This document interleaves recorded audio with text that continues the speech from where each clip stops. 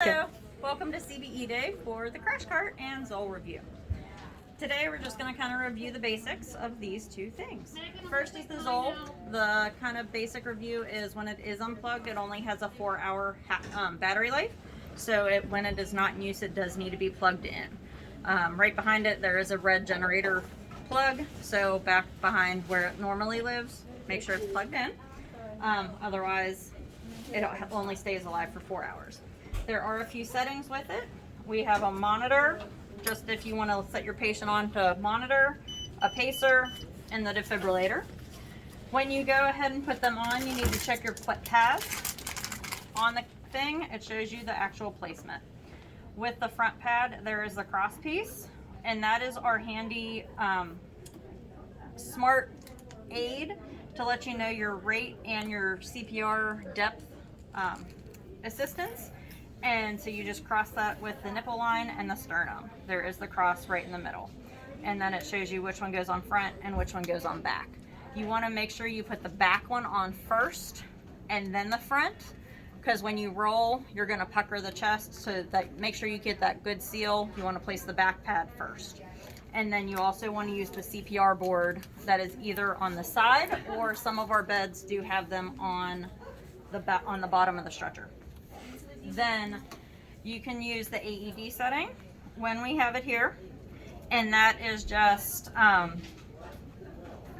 you turn the defibrillator on and leave it on and touch analyze, and that'll go ahead and walk you through the generic AED settings so that you do not have to. It'll give you the analyzing, shock needed, shock not necessary, and then 2-minute warning, just like if you were at the out of setting.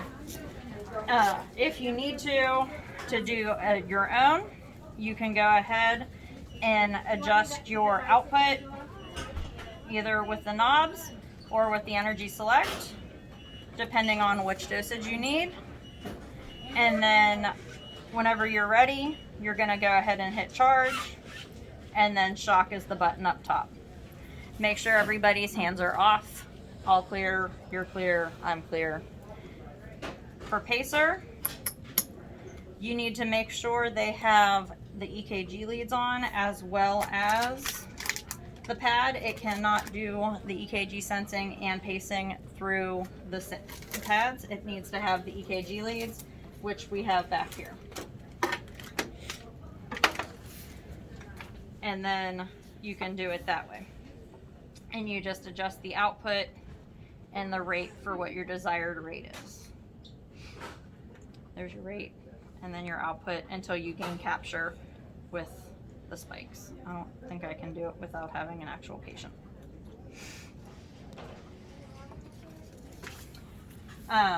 For cardioversion, you're gonna go back to the defib section, which you're gonna use your red buttons also. And with that, you need to make sure you use your sync on and off button, because you do not want to cause the R on T phenomenon. So when you hit your sync button, little spikes will come up, little buttons will pop up so that you can see where the QRSs are, and that'll let you know when the sync is on. And then when you go to charge it, you have to push and hold when you're ready to go, because it will not go until the machine senses the appropriate time to go. This way you do not cause that R on T phenomenon and put your patient into VFib. And then you're having a code if you do not sync while you're trying to cardiovert. Any questions? Thank you. That is kind of the basic review of the Zoll. And then we also have the suction canister over here. It is a portable suction in case you are away from one of the wall monitors. There is an on-off suction or on-off switch. This has to be plugged in. So this does not have a battery operated. The button is all the way on the back of the machine. Oh, there it is. Okay. On the back. And it's not plugged in, so you don't hear the really loud. Also, we have the ambu bag, the airways. When you go and grab it, there's normally a lock on this side as well as this. So to open it, just pop it open. You don't need to get scissors. Top drawer is meds. We'll clean that up later. I had to do that. Because of Elizabeth's braid idea last year, everything is labeled for you. Beautiful. Great job with your braid idea. Beautiful. Top drawer is your meds. Second drawer is our IV fluids. Third drawer is your IV kits, syringes, so your primary tubing, needles, anything you would need if you need to do a second IV. Then we have just kind of basic assessment stuff, our disposable blood pressure cuffs, one's for the actual monitor, an extra set of leads, stethoscope, flashlight, and then like our glove. This is our miscellaneous drawer, our stop the bleed. We also have an extra stop the bleed kit on top. Then we have our entire suction set. We have stuff for NT suction, the Salem sump pumps, an NG tube. This way if you need to decompress the belly or anything like that. And even a bulb suction for the nose. And then down here is all our airway, an extra ambu bag, intubation stuff.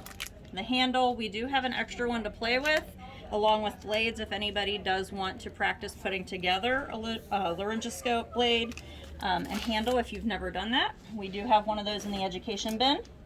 And then the ET tubes and the stylet and everything else you need with that, as well as the extra oxygen plug for the wall. If you have any questions or want to dig through the crash cart at any point, just let us know. We can always open it up.